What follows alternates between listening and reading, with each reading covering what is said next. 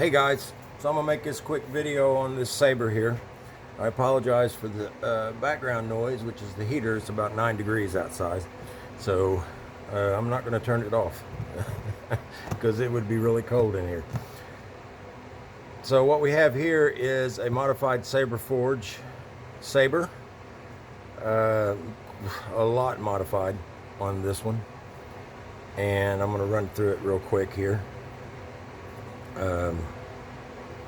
This was actually a 1 button, and I made this piece with the 2 buttons, which are just brass micro switches. I added some copper here and copper here to this. Let me pull this out here. Got to loosen up a little bit more than that. I actually turned this down a little bit so it would be easier to get out, which is the blade plug. In here is CC Sabers pogo pin LED PCBs. Now, what I did was I actually milled out the inside of this emitter so that the PCB would sit down lower. So there's not a PCB holder, it's actually setting in the metal. And underneath this is a piece of thin delrin that's milled out and placed under the PCB so that it doesn't have any metal contact. And then everything is glued in place.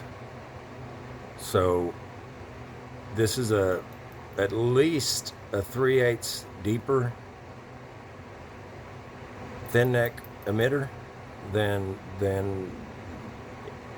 any of the other ones that come out that are this size, which is the normal size for a thin neck emitter.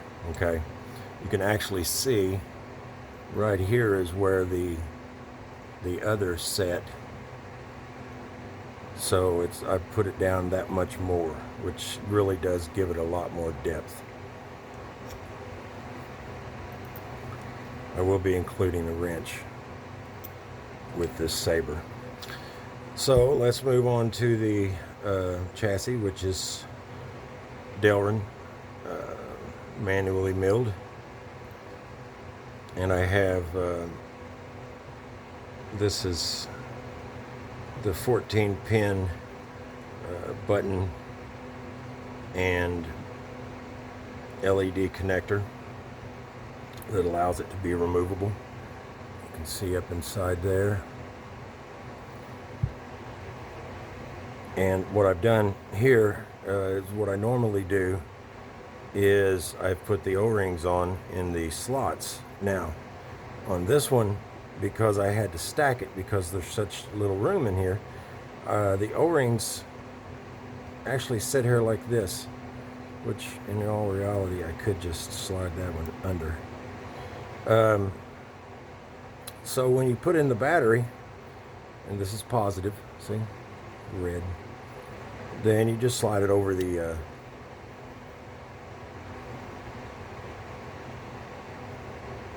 O-rings. Now we have power. Just slide it in there, and when you tighten this pommel down, it will push the pins into the chassis that sits inside here.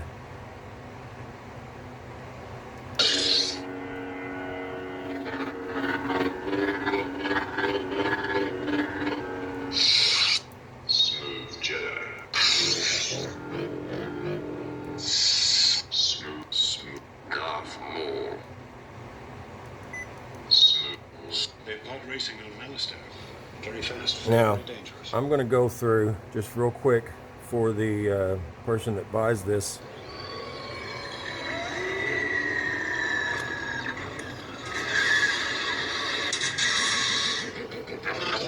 Okay, so if you hold down on the auxiliary for a second. Okay, watch the colors.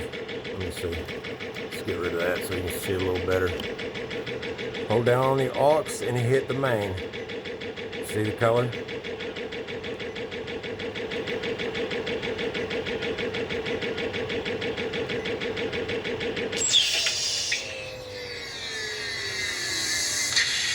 Now, the way I have this board programmed is it's in a saved state, so it will always have that color now, unless you change it.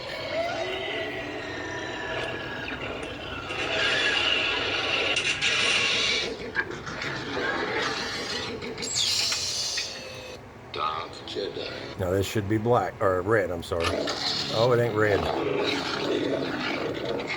Oh, it don't have saved state on it. I just said it did. I have to run the program back through this saber, so it doesn't have saved state on it.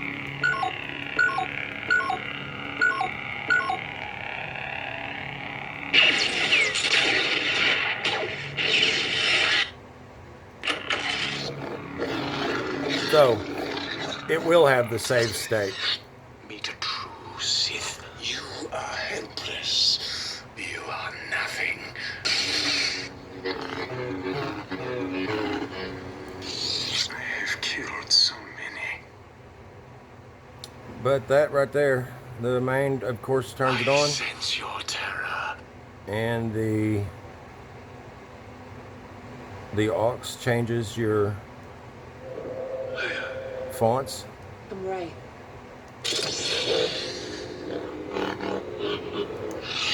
And the color wheel will be the same as soon as I reprogram this for the save state, so that when you pull it out and turn it off, then it'll save the color. Okay. Easy access to the SD card here. Easy access to the board. Easy access to everything. The battery pops in and out real easily, so it's not something that you really have to worry about. It makes it a lot easier, and it is secure in there, so you don't have to worry about that. There was one concern that I have heard from others on these type of connectors. They have to be just right. So we're gonna test the theory of them coming undone from the PCB up inside here.